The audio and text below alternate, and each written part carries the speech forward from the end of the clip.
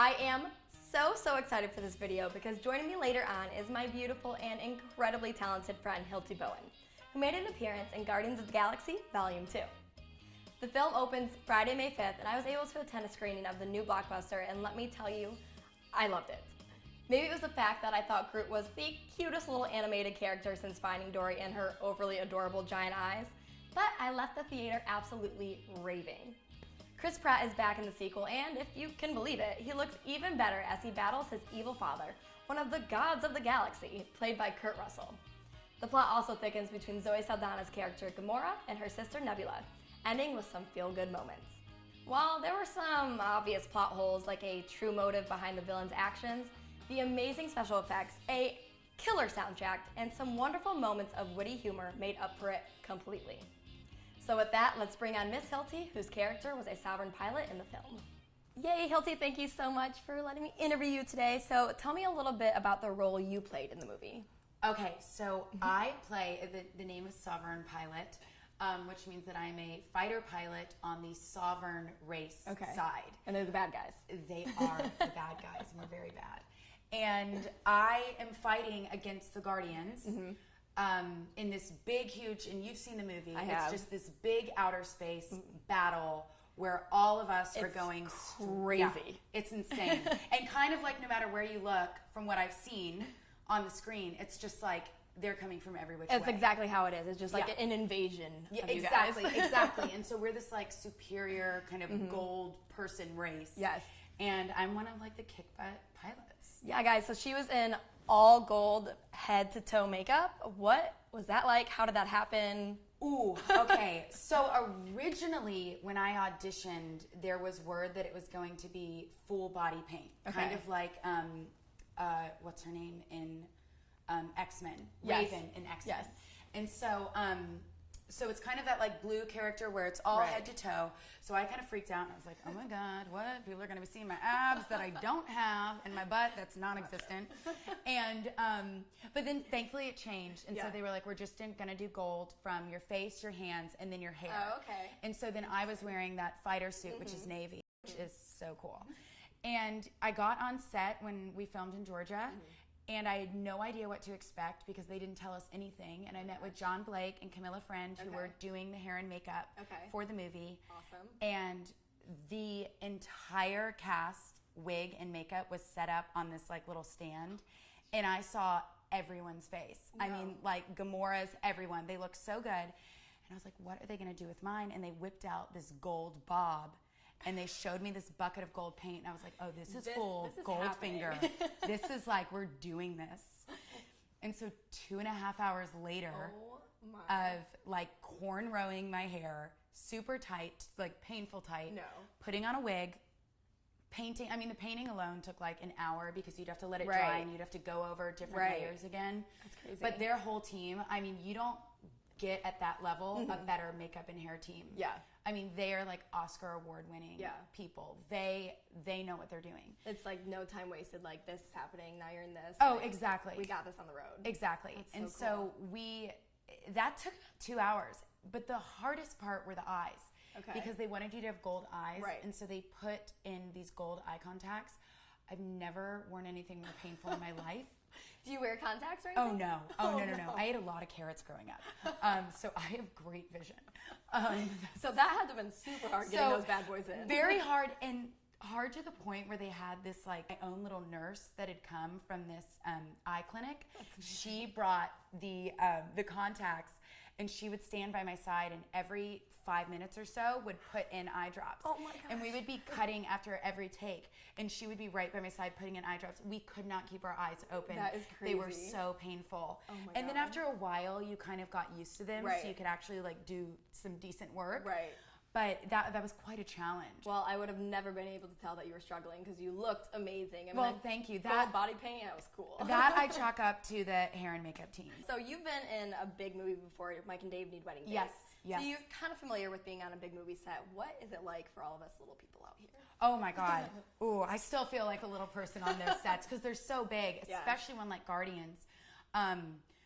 It's like shooting in a Walmart. The soundstage is the size of a Walmart. Okay. The difference between Mike and Dave Need Wedding Dates and Guardians is Guardians was full entirely, at least what I shot, green screen. Right. So you walk onto the soundstage, it's completely bare except for a blue wall with like green little dots where you're supposed to be looking. And in a movie that level, when you're working with that budget and that notoriety, you're so nervous. Oh, I bet. You are, and even with like Mike and Dating Wedding Dates, when you're working with actors at that level as well, because you look at the credits you've done and you look at the credits that everyone else does, and you're like, oh my God, I'm such a newbie. Am I supposed to be here? Like, exactly. Is this right? Like, do you absolutely. want me? Are you sure? Hilty Bowen, not Megan Hilty. Please double check that. Yeah, please. Not the famous Broadway actress. But you walk onto a set like Guardians, and you have a director like James Gunn, and then you have co-stars like you do, and you're just like, oh my God, this is summer camp. That's crazy. There's nothing. It's so disarming when you get on set and everyone's having a fun time. And Marvel is such a machine. I mean, it's such a well-oiled machine. They know what they're doing. Right. That it's kind of, you can just relax. And you can just trust that whatever the director says, the producer said, they're so versed in their job that they're going to make you look good. Yeah, no matter you're going what. to be A-okay. That's and it's incredible. fun. They want to have, James Gunn, he wants to have fun on set. Yeah. I mean, he is the fun on set, you know? So it was wonderful. And that makes such a difference too when you have a good director who's like bringing out of you and making you feel comfortable. So did you work with him closely at all? Oh, absolutely. Wow. We only worked with him, which was such a blessing because on movies like that, normally you work with a second unit. Right. And for someone like James, he's so invested and so involved in his projects. He wants to be there working with you. That's so cool. And he's just so funny as a kid. He like shows up to set and he had like a t-shirt on. It was just like some sort of comic book t-shirt. But he storyboards and draws out every image that he wants. Genius. It is. That's and he's insane. like, you're like, oh my God, this guy knows his stuff. So cool. And the passion. But he's fun. He likes to have fun. If you remember from the movie, I'm like flying this little pod and we're shooting. And on stage in Peachtree, Georgia, it's all green screen. Yeah. He's yelling at what to look at. So he's pointing, all right, left, left, left. They're coming from the left. All right, they're coming from the right. They're coming from the left. That's insanity. And I, after every take, when they'd fill in another pilot, and I would be done, and I'd go stand by Video Village and stand next to him so I could watch and kind of see. You kind of need to do that when you're working in a green screen to see what your space is. Kind of understand, right? Yeah, and he would be like, all right, watch this. Left, left, left. Left and left. And then these poor little actors like me that are just like, we're like, what? I can't go any more left. You know? And then he's like cracking up and he's like, cut, cut, cut. And you're just like, oh my God, I'm taking this way too seriously. Right. And you're like trying to stay in character and you're like, yeah, what and is I'm like, going I'm trying to think of on? my objective and what do I need? Oh my God, is she fighting for her family back my home? God. And it's just like, dude, we're just having, like, Yeah. just like have a blast. Piece of cake, yeah. That's what it is. Well, yeah, it's a piece of cake, but then it's also, the you're fun like, parts, yeah. but then you're like freaking out. Super cool. But that kind of energy is contagious. It's palpable. Right. It translates and infiltrates any sort of branch of that film. Absolutely. From hair and makeup to props Right. to set design, direction, actors, everything. Yeah. So that is probably the happiest set I've ever worked on. Wow, that's amazing. With everyone. And it really does translate and show on screen too. Like you can tell. Oh, like, yeah. This was like a family that put on this production. So. Yeah, you know they had fun. Yeah. You know they had so much fun doing it. And you know that those people love working with each other. Absolutely. Now, did you work at all with like Chris Pratt or any of those big names that I love? I wish. Don't we all love them? Can you just hear that Chris Pratt is like the stand-up guy and you know he is?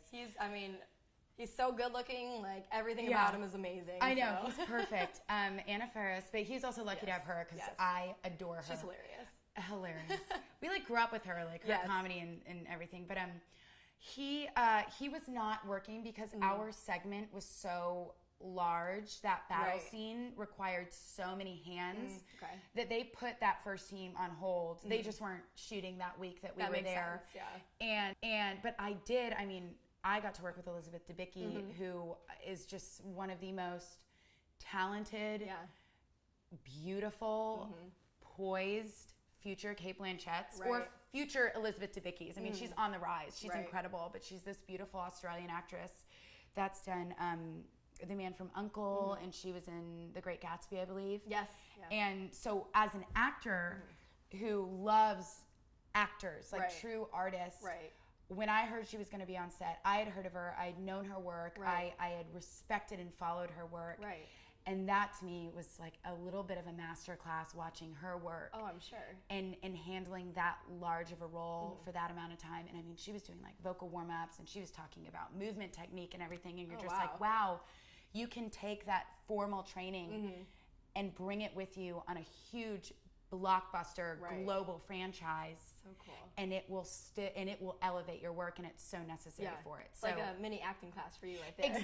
Exactly. And I was just like, oh my gosh, to be able to work with her. So she was the actress that we were working with primarily. So last thing, when you found out that you got this role, I know you've had really big roles in the past, but what was going through your mind? Were you so excited, or what did it feel like? I screamed, I cried, I called my mom, I hyperventilated. I'm a hyperventilator.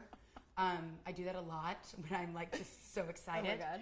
Because this is actually the biggest movie I've ever been a part of. Yes. I mean, $753 million they made on the first one. That kind of global access Blows my mind. It's like Star Wars. Yeah. It's at that level. Yeah. And so for me, the excitement that meant for my career and opportunity, because I had been bigger roles in smaller films. Right. But to tackle something like this, I was like, this is such a blessing. Yeah. And this is going to be an experience and an opportunity of a lifetime. So there are a lot of tears. I think I probably celebrated at Roscoe's. Roscoe's has chicken and waffles. That is the way to do it. I was like, that's what I'm doing. And then after that, I watched every James Gunn movie I can get my hands on. You're so cute. Every single one, because I was like, I want to know, like, this guy, what he loves, what his style is. Yeah. I saw Slither. I saw Lolly Love. Okay. You must watch. You do your research. This You is good. must watch. Jenna Fischer, his ex-wife, actually wrote it, but I was so excited to like just be in the same realm as these actors and these filmmakers that I was like, I just want to know everything. Oh, I think I would like pass out immediately if somebody told me like, yeah, you booked that. I'd be like, oh, okay. Yeah, well, I may have done that too. But you know, it's not research, it's not work when it's a movie like this, because you're just so excited to be a part of it. It's like such a blessing. I just want to show up so prepared so I can have fun and do a great job, because everyone else is at that level. They're amazing. already bringing their A game. Well, that is you very soon. Oh, I'm thank so you. certain. Thank you so much for coming on. And everybody check out Guardians of the Galaxy. Yes. It opens this Friday. Pay attention for her. She'll be an all gold. Can't miss her. Thank you. Bye.